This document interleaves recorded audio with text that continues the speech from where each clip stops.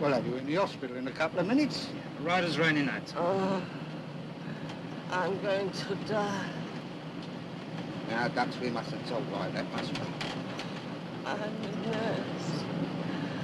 I know. Listen, I got to tell you something. I nursed Mrs. John Borgman. Listen. You're both witnesses. John Borgman poisoned her. An overdose of morphine. Here's something. Guess what? Surprise me. Remember John Borgman? Need you ask? There's a report in from KL Division. A nurse Smith who attended his first wife died as a result of a car accident this morning. On the way to the hospital, the deceased stated, quote, John Borgman poisoned her. An overdose of morphine, understand? John Borgman is a murderer, unquote. What was her name, that first wife? Leah Ann Borgman. Some business about the brakes on her car, if I remember rightly. But we were never able to prove they'd been tampered with. Well, it's all coming back to me. Borgman got into some sort of financial trouble and his wife died and left him £500,000. That's quite a coincidence, wasn't it? We can't prosecute a coincidence. No. And now we have Nurse Smith's dying statement that Borgman slipped his wife an overdose of morphine. What was the name of that doctor again? I can't remember. Nicholson. Have a word with him, David. Mrs. Borgman had multiple fractures of the pelvis and hips. She was in great pain, especially towards the end. Under morphine? Oh, constantly. Administered by nurses? That's right. Nurse Smith and, Nurse Kennett. Jane Kennett. Was she attractive? Huh? Well, yes. Very. Why? Nurse Kennett, where is she now? I believe she married and went to live in Australia. Perth, I think it was. A friend of mine was on the boat with them, and I remember he wrote telling me about it. Perth, huh? Well, thank you very much, Doctor. I'll take this if I may. Mr. Keene, Mrs. Borgman died of natural causes. I signed the death certificate myself.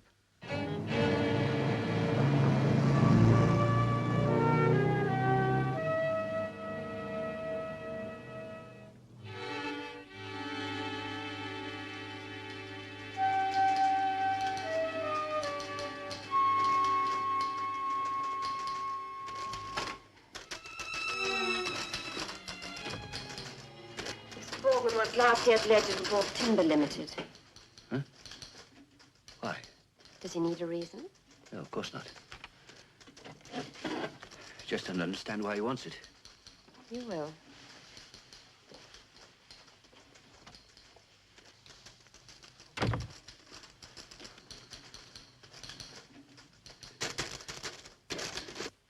There and there. Those numbers don't tally either. £23. He's crazy. And guilty. Claire, how much is involved? The total? Well, I don't know. I'd ask Mr. Samuels.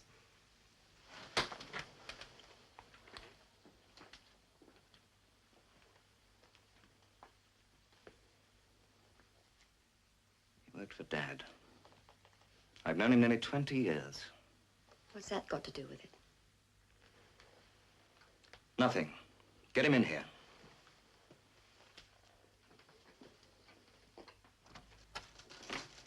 Mr. Samuels? Mr. Borgman wants you.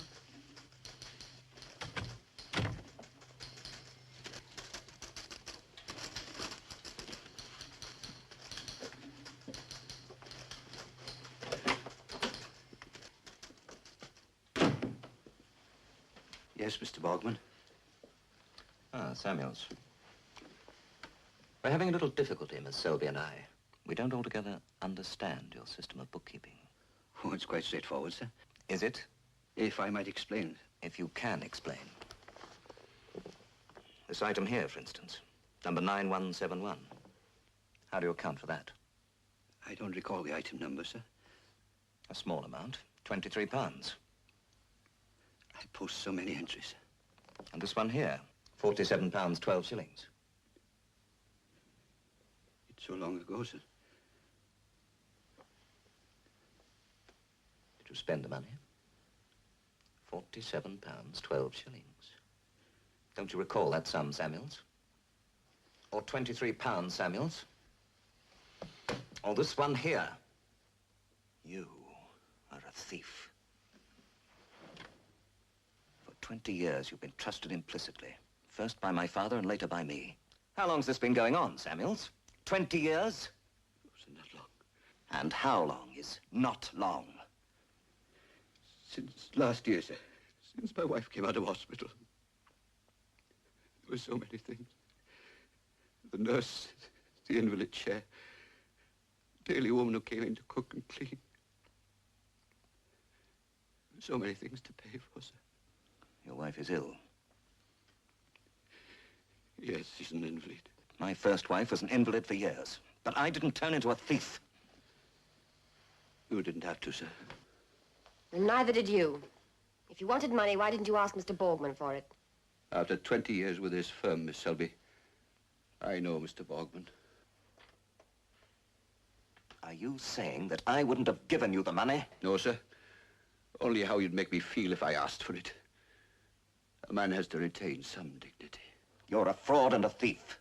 And we'll see how much dignity there is in one of Her Majesty's prisons. Sir, you won't. Not the police. I'll pay it all back. It's only a few £100. After all these years. My wife. You have 5 minutes to get out. Collect your cards and go. Please, Mr. Borgman. Out. I'll post your insurance cards onto you.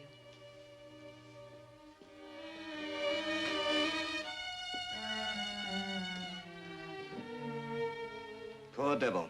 I feel almost sorry for him. Sympathy doesn't enter into this, John. He committed a crime and he has to pay for it. I suppose so. I'll call the police.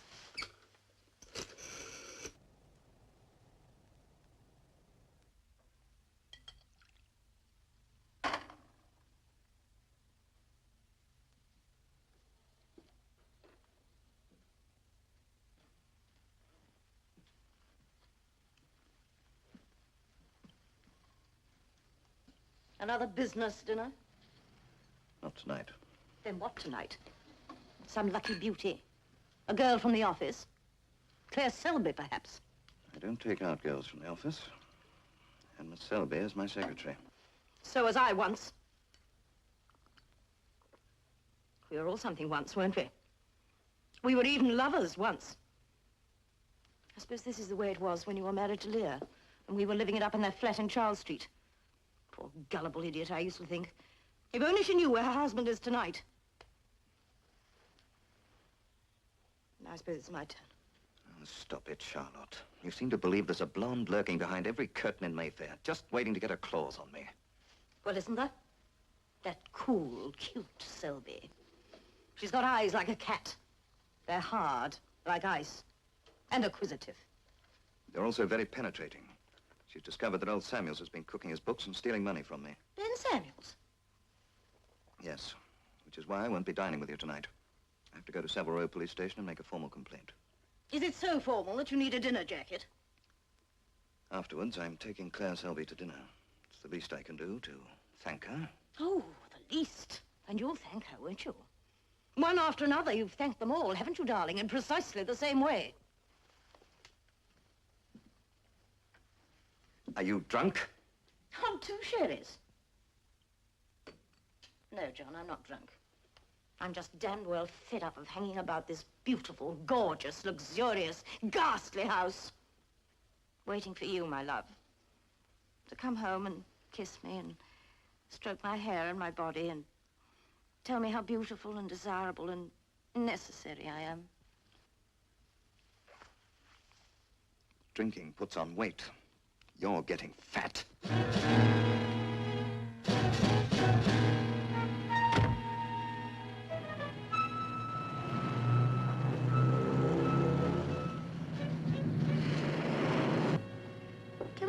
snack after the pictures. Well, after the meal you had, how can you possibly talk about food? It's easy, Dad. I'm still hungry. Well, a new beat for John Borgman.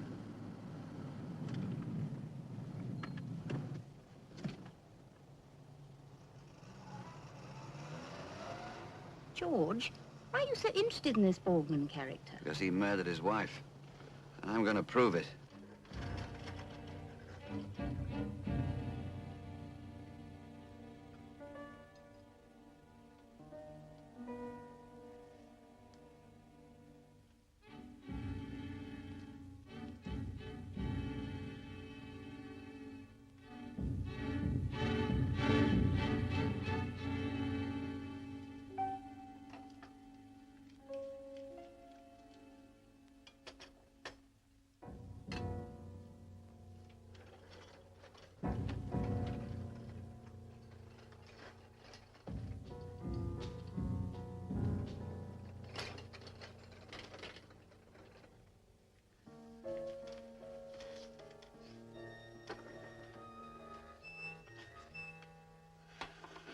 Ben, you spoil me, sir.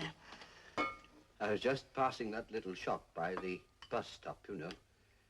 And I suddenly thought onion soup and French bread. We had it on our honeymoon, remember? That little French restaurant in Bournemouth. Yes. And then some nice cheese, Wensleydale, and cocoa. All right? Perfect. Ben, however would I get along without you?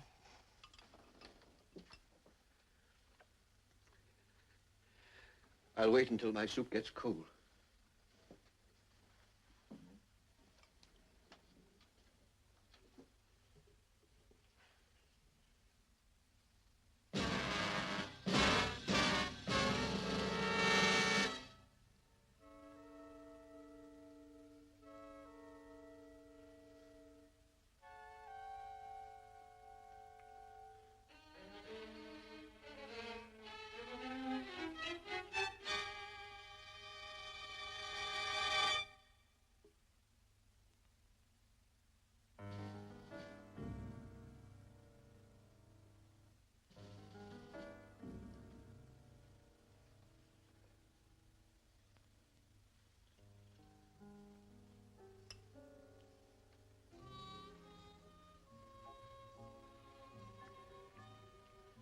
I've been wanting to do that all day. You're the boss. You do it any time you like. Like now? Right now.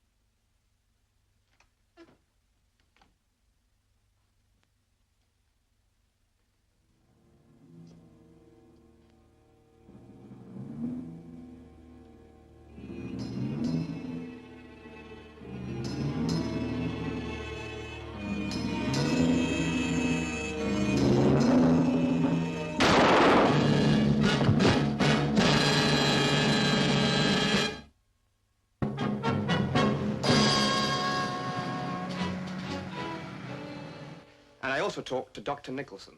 Did you find out anything? Nothing that we don't know already. Except that the other nurse, Jane Kennett, packed up only 2 weeks after Mrs. Borgman left this vale of tears and emigrated to Australia. Big place. Australia. Perth. Thanks. So, with my usual dedication to duty, I broke a date with a gorgeous blonde and looked up the late Mrs. B's former maid, name of Amanda. Now, Amanda isn't very much in the brains department, but she suggested that Kennett and Borgman were playing musical sofas while Mrs. Borgman tossed around upstairs on her bed of pain. Good for Amanda. Right, call Perth CID and ask them to get a statement from this Kennett woman. I've already done that. And, sorry about that blonde. You should have seen Amanda. This has just come in. Borgman reported a fraud last night. A counter named Samuels, been diddling Borgman's firm for the last year of small amounts. What a stroke of luck. Samuel shot himself last night, after first killing his wife. David, investigating this fraud can put us right inside Borgman's office. I know what you're thinking. But if Borgman really killed his first wife, would he call in the yard over a theft of a few £100s? He's not the type who looks back and he's terribly sure of himself. Yeah, he could afford to be. What does that mean? Simply that Borgman's too big. He's got a lot of influential friends, a lot of money. Meaning if he was poorer, I'd be on safer ground, eh? No, but if he was poor, he couldn't engage Sir Percy Richmond as counsel. And Richmond's the toughest thing on 2 feet. Oh, no, he's not. I am. Who's free on the fraud squad at the moment? I'll check. What about Fred Lee? He's on sick leave. He was on sick leave. He's back this morning. I want to talk to him. I want John Borgman in this office by 11. You do? Detective You file a Superintendent Fred formal Lee, please. complaint. Invite him, politely but firmly. Will do. Get me John Borgman at his office, please. I'll hold. Commander Gideon would like to see you. Thanks. Are you putting Fred Lee on the Borgman case? I am. But that'll bring him up again against Sir Percy Richmond. Exactly. Well, Fred Lee's so scared of Richmond, he practically faints at the sound of his name. Well, we'll have to cure him of that, won't we? You want me to go into Borgman's office and root around, is that it? Yeah, and if you can dig up anything that let me go after him in a big way, so much the better. I'll certainly try my best. When you're at your best, Fred, there's nobody can touch you. He's here.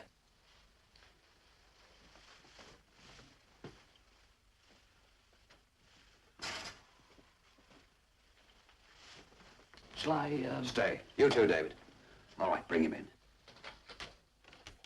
Please come in, Mr. Borgman. Mr. Borgman, good of you to come. Commander Gideon? Yeah. This is Chief Inspector Keene. And this is Superintendent Lee, who will be in charge of the investigation in your office. Investigation? Yeah, please sit down. What investigation? We shall have to examine your books. Why? Samuels was guilty, admitted it. Then he shot himself. What is there to investigate? You can't very well prosecute a dead man, Commander. Or have you thought of some way of making the dead talk? No, Mr. Borgman, we haven't. If we could find a way of making the dead talk, we'd hear many an interesting story, wouldn't we? And convict many a murderer who's walking around today scot-free. Yes, I dare say. Oh, the point is, we don't know the full extent of this fraud.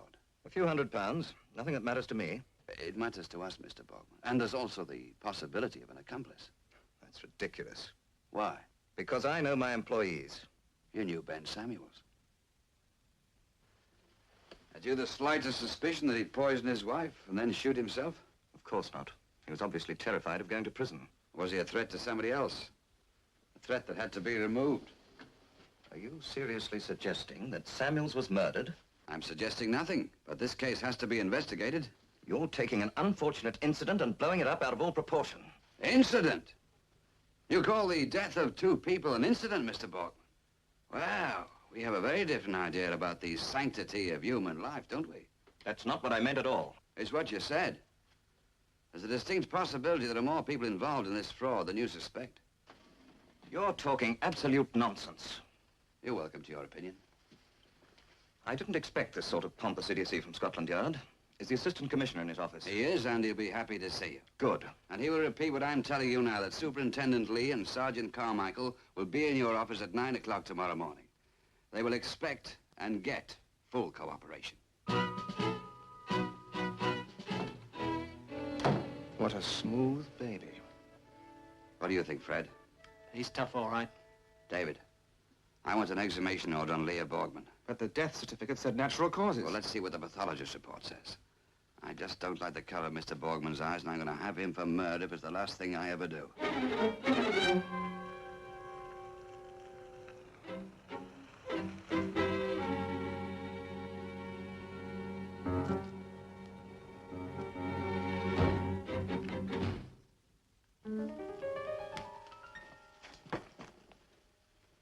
Oh, are you still up? I haven't much incentive to go to bed. It's 1:30. After all these years, you've learned to tell the time. Remarkable. And what special lie have you dreamed up for me this time? Business, the police? What? Oh, shut up. Shut up, will you? How dare you speak to me like that? If you act like a cow, I'll treat you like a cow. Now leave me alone. I've got some papers to go through. The papers can wait. They can't wait. I have to read them before I go to Paris in the morning. Paris? Yes, the capital of France. I'm sure you've heard of it. Who with? Alone. Liar! God, Charlotte, you're a bore when you get like this. Now go to bed. You hit me. What did you expect? If you want to be treated like a lady, act like one, instead of a drunken fat slut.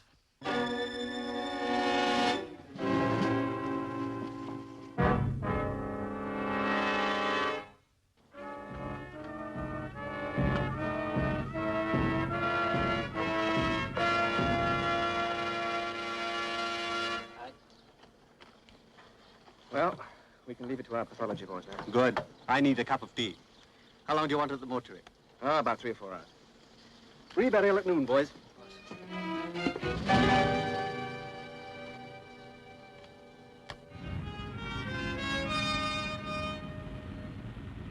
Oh, okay, Perth. Yes. Thank you for your cooperation. Yeah. Bye. Why shout? I don't know. Australia's a long way away. Oh, that explains everything. Just talked to Perth. Yeah? Jane Kennett got married down there to a Dutch engineer named Horn. He died 3 months ago, and she sailed for Bombay 5 weeks ago. That's as far as I've got. Right, keep at it. Any word from Fred Lee? Yes, he and Carmichael are slugging away Borgman's books. Borgman went to Paris as planned. Selby with him? But of course. Wonder if his wife knows. Gideon? Yes? Right. I want the type report on my desk 10 minutes ago. Pathology. And? Enough morphine in Lear and Borgman to kill an elephant.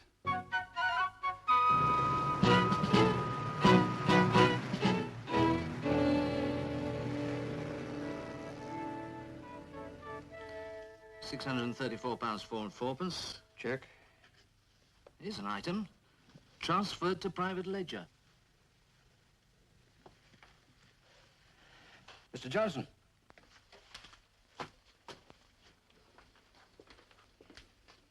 Don't you chaps ever eat? It's 7 o'clock. You hungry? I'm dying. What is it? This item here. That's Mr. Borgman's personal control ledger. Well, may we see it, please? Well, why not? You've seen everything else. I'll get it.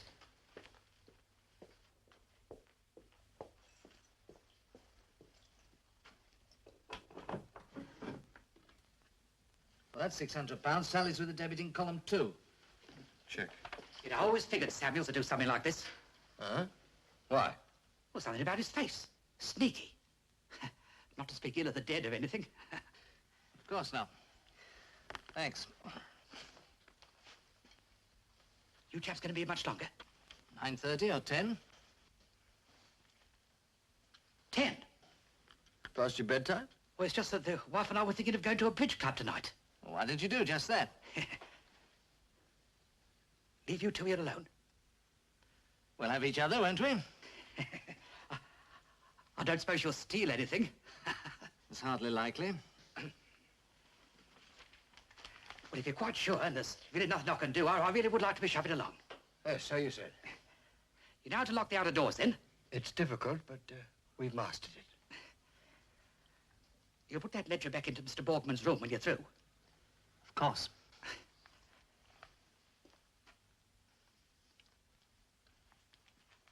I left the drawer open with the key in it. So when you're finished, will you lock it and put the key back in my desk, right? Right. Well, I'll be off then.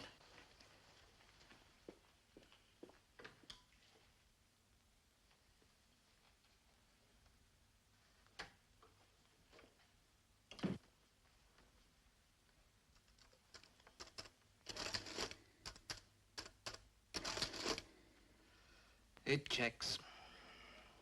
Let's pack up. It's after 10. All right. What's the matter? Oh, nothing. It's just that Mr. Gideon expected me to come up with something. He doesn't look like I'm going to be able to. Put those ledgers away, will you?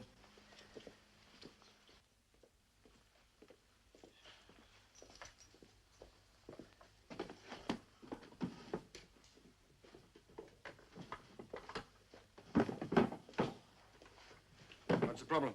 Drawer's stuck. Must be some papers or something jamming it. Pull it all the way out.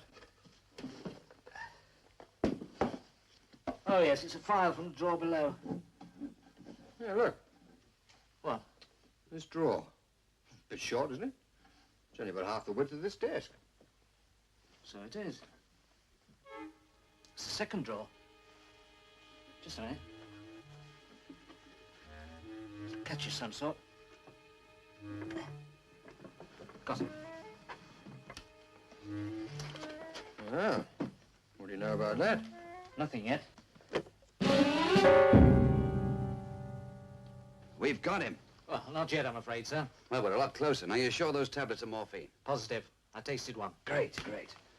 Right. Now, first thing tomorrow morning, we'll get out a search warrant. We'll nail this baby down. Well, I thought you'd like to know tonight. Yeah, good of you to come over, Fred. Mr. Lee, are you sure you wouldn't like a cup of tea? Oh, no, thanks, Mrs. Gideon. I have to go now. Good night. Good night.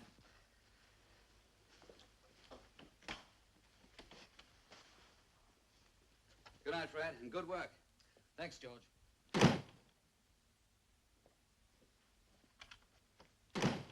You've got that look on your face What look? of a cannibal drooling over freshly cooked missionary. Gee. David thinks I won't get Borgman, but I will. I think we're treading on mighty thin ice. What? A bottle of morphine tablets and a hypodermic in his desk? What more do you want? Did you get that search warrant? It's here. Now, when we find that secret drawer, look surprised. Do we arrest him in his office? We do indeed. What time's he due back from Paris? His plane's landing right this minute. Any more on the Kennet woman? Yes, I got a picture of her. She left Bombay on a Greek liner and disembarked at Athens. Flew from Athens to Beirut, then on to Nice. The French police are checking. Oh, God, she gets around. Where's all the money coming from? Her husband left her £15,000. Won't last long at this rate. Let's have a look at that picture.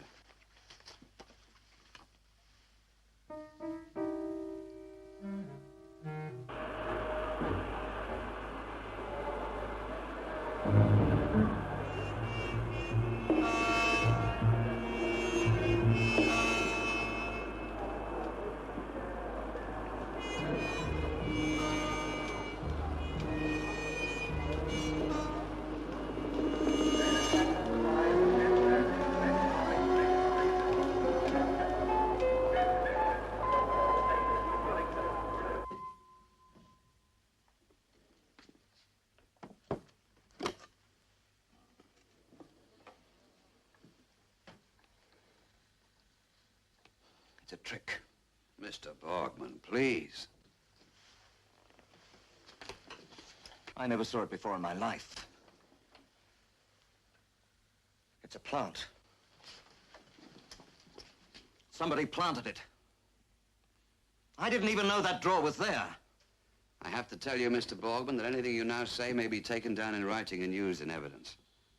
Yes, Mr. Borgman, I'm taking you into custody for further questioning. And I must warn you that after that, charges may be preferred against you in respect of the murder of your first wife, Leah Ann Borgman. Now, will you please accompany this officer to Cannon Road Police Station, where an opportunity will there be given you to contact your solicitor.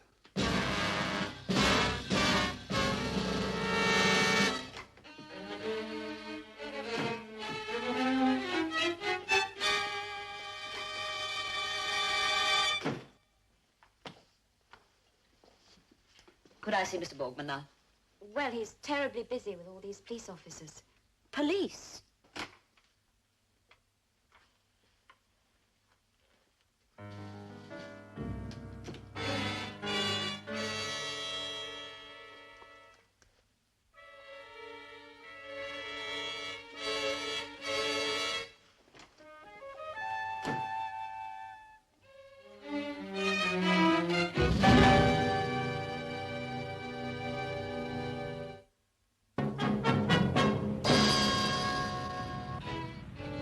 Morphine bottle, hypodermic, both clean. No fingerprints. Neither Borgman's or anyone else's. We've no real evidence against him. It's circumstantial. Now, we got the usual remand in custody at the first hearing. Now, at the second hearing, when they expect us to ask for a further remand, that's when we fire all our big guns. But why? Because I want a quick committal for trial. He's retained Cuthbertson, Sir Percy Richmond. They're a tough combination. But we won't get anywhere by pussyfooting around as if we're scared witless of a Queen's counsellor. Why are you so obsessed with Borgman? First, because he thinks his money and power puts him above the law, and second, because he's guilty. Anything fresh on the Kennet woman? Nothing. The travel office in Beirut booked her to Nice. From there on, it's a blank. Maybe she came back to London. Possible. Look, put out an all stations call. Railways, airlines, hotels. Okay. And ask Kenneth the key to this case. We've got to find her wherever she is. So I get to his office and find out he's been arrested. Could have hardly turned up at a more opportune time, could I? Are you saying that he did kill Lear? All I know is what I told you. I bought the hypodermic in Welbeck Street and the morphine from a friend who worked for Zenton's, the manufacturer. I gave it to him when I went off night duty, and the following evening she was dead. And you put them in the desk? Yes, used to be over there. Remember? I used to work at home a lot in those days. How did you find out about the secret drawer? I found it by accident. May I? John swears he never saw that drawer in his life before. The police showed it to him. That's quite true. I thought it was a safe place for the evidence. Convenient, too, right close to the scene of the crime. Did he kill her? I don't know. I see. Good. This is blackmail, isn't it? Not at all. John owes me £2,000. What for? For keeping my mouth shut. For going to Australia and marrying a man who bored me to tears. For all the promises he made and never kept. Marriage was one of them. And for all this, I was to get £2,000 a year for life. He's made one payment, the second is overdue, and I want it. If I pay you the money, will you leave London? Of course. Where will you go? The Bahamas, I think. When? Why, I thought I'd stay until after the second hearing. Oh, I won't go to the police, don't worry. I just want to find out if they have anything on him.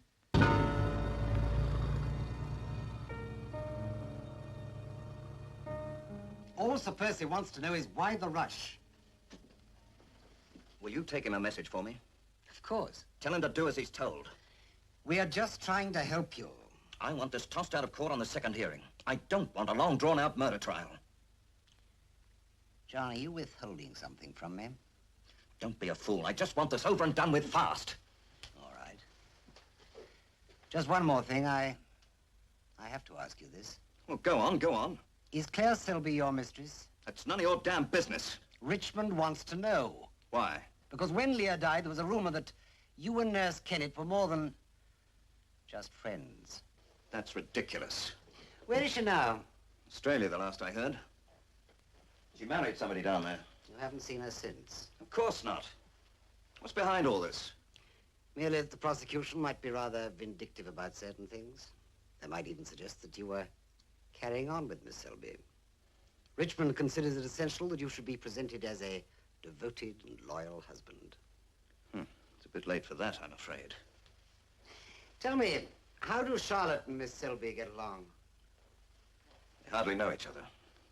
I think I'd like that remedied. Tell Charlotte what to do, and she'll do it. Just like that?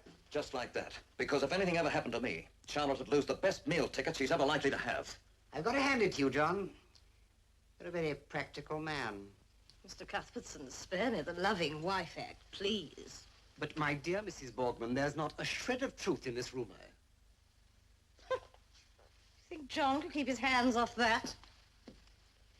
He's managed to up to now. It's most important to your husband's case that you and Miss Selby appear to be close friends. I'd rather be friends with a cobra. Please, ladies, please. The police are liable to be quite vindictive, so we must present your husband as a man of impeccable morality. There'll be some presentation. Charlotte, your husband... Mrs. Borgman to you, sweetie. Ladies, please. Your husband is facing a murder charge. Don't you want to help him? To do what? Bump me off as well? For all I know, I'm the next on the list. He loves you very deeply. In the office. In the office? What? It's just that he often says nice things about you. Compliments. Well, he changes the moment he gets home. Oh, dear. Ladies, please, He needs you desperately. He really does.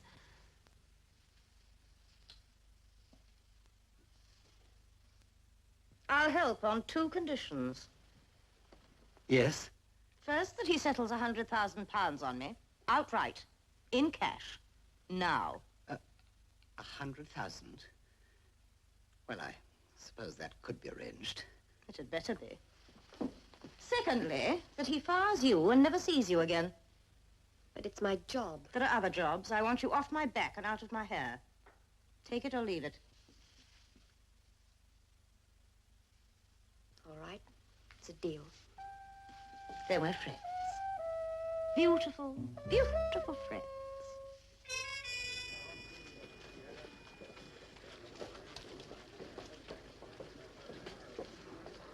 Friendly, aren't they? Window dressing. Morning, Spuzzy. Morning. Good morning, Commander. Sir Percy? And Superintendent Lee. I'm sorry to hear you've been ill. Oh, thank you, sir. I'm fine now. You mean you've recovered? There's a difference. The devil's gunning for me. I don't mind admitting it, he scares me green. Take it easy, Fred. I can't. They're going all out for a dismissal today. They know the longer it drags on, the more we can say and do. I think Richmond's got something up his sleeve. Like what? I don't know. George, I swear there's something about that morphine bottle. You've been saying that all week. It's a scent, and I checked on that. I tell you, it's right on the tip of my tongue. I only hope I can think of it before Richmond starts clawing my guts out. If you don't mind, I think I'll go in and try and collect myself. David, I have a feeling I've made a terrible mistake. You mean Lee? Yeah. Richmond torn to pieces last time, didn't he? Well, it's too late now. Let's go in and take our medicine.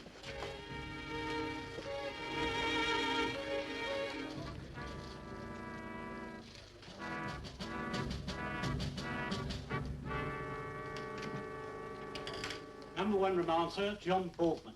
Very well. Is there any change of plea? I appear for Mr. Borgman, Your Honor, and the plea of not guilty remains. And on the same date, the accused was taken to Cannon Row Police Station and formally charged with murder. Your Honor, I should like to ask the witness some questions. Vital questions for the accused, who is, of course, completely innocent of this charge. Your Honor, John Borgman is one of the most prominent and respected businessmen in the city of London. A loyal and devoted family man, well known for his many philanthropies and charities. All his life, his affairs have been conducted... Will you please proceed, Sir Percy? Thank you, Your Honor. You are a superintendent of the Criminal Investigation Department of Scotland Yard? Yes, sir. You've often made arrests of this nature before, is that so? I've often made arrests, yes. Please listen to my question. I said of this nature. Sir Percy, it would clarify the question if you explained what you mean by this nature. I think the witness is fully aware of my meaning, Your Honor, but I should be happy to explain to the court. This was a somewhat unusual arrest. It followed a remarkable and grossly improper action by the witness. So improper that it must have been done without the approval or knowledge of the Assistant Commissioner for Crime. Here we go. Looks like it. Sir Percy, will you elicit your facts by questions? Certainly, Your Honor. Did you go to the offices of Borgman Enterprises Limited on the day before you arrested the accused? I did. On what business? I was investigating a complaint made by the accused about shortages in certain accounts. Did you find these shortages? Yes. Did you report this to Mr. Borgman? No, sir. Why not? He wasn't there. Oh. Do you know where he was? Yes, sir. He was in Paris. You knew that? Yes, sir. You worked all day? Yes, sir. Until what time? Little after 10. Were you alone? No, sir. Sergeant Carmichael was with me. And who was there from Borgman Enterprises Limited? Mr. Johnson, one of Mr. Borgman's accountants. And Mr. Johnson, representing Mr. Borgman, was with you and Sergeant Carmichael at all times? No, sir. He left early. How early? Shortly after 7. Why did he leave? He and Mrs. Johnson were going to a bridge party. Did you urge Mr. Johnson to go? No, sir. Didn't you say, why don't you run along, we can manage? Well, Well, did you or didn't you? Yes, sir. In fact, you invited Mr. Johnson to leave. Oh, come, Superintendent. Why don't you run along, we can manage? I ask if you invited Mr. Johnson to leave. Well, yes, sir. And when he'd gone, you went into Mr. Borgman's private office? Yes, sir. What for? To return a ledger to his desk. Which you placed in the open left-hand drawer, is that right? Yes, sir. Then what? You removed the drawer. Well, I had to. You see, the drawer... Just answer my question. Did you remove the drawer? Yes. You examined the desk, in fact. Well, You found a secret drawer, did you not? Yes, sir. Was it obvious, easy to find? No, it wasn't. You had to look for it? Yes, I did. In fact, you had to search the desk carefully. Yes. Did you have a search warrant? No. Speak up. I did not have a search warrant. Your Honor, things have come to a pretty pass when an officer of the law admits in open court that without a search warrant, without permission, without excuse, he entered the office of a law-abiding citizen in order to pry. There's no other word for it. Pry into his personal belongings. The search was made on my orders. Mr. Lee had no choice but to do as he was told.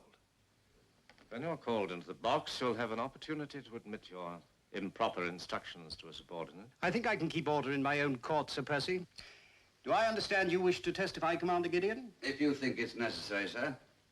When I do, I'll let you know. Please don't interrupt the proceedings again. Look at Lee. It's a massacre. Is it true that you carried out this improper and illegal search under instructions from a superior officer? Yes. What did you find?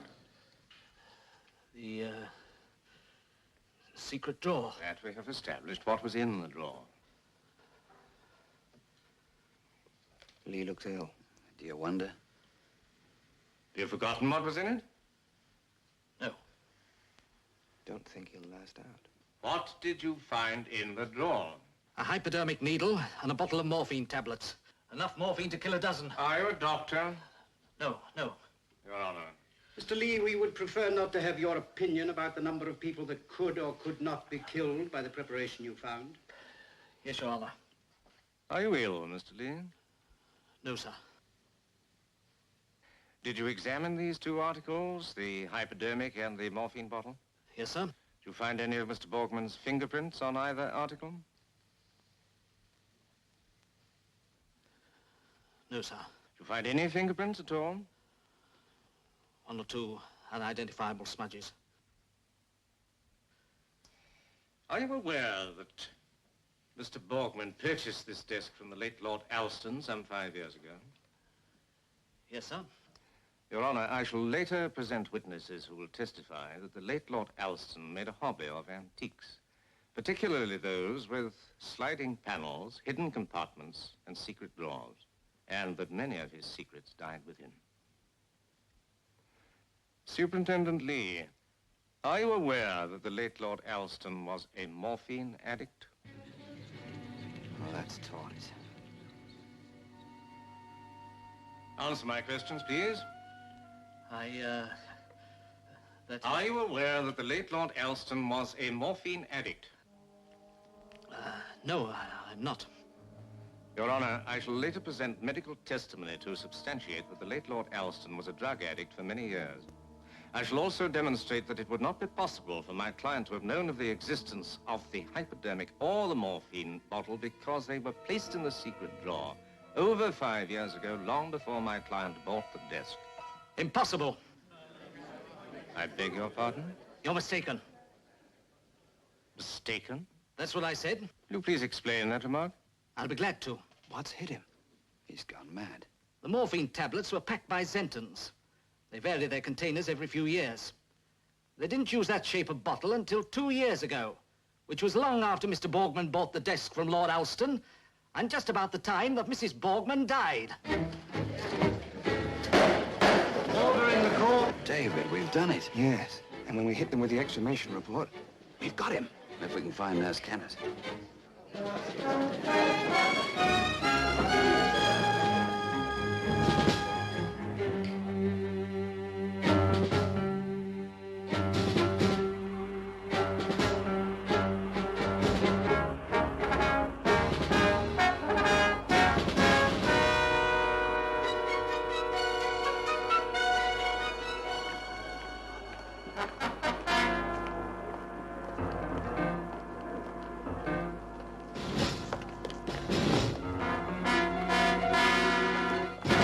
Right, David, I'll tell him. That was David. He's found Nurse Kennett. Where? Victoria Station. He arrested her 10 minutes ago. Right, we've got Mr. John Borgman exactly where we want him. I can't wait to see Sir Percy Richmond's face. Grossly improper police action, eh? Well, Commander, you certainly took a chance when you put Lee up against it. Well, I suppose any bait to catch a tiger, Joe.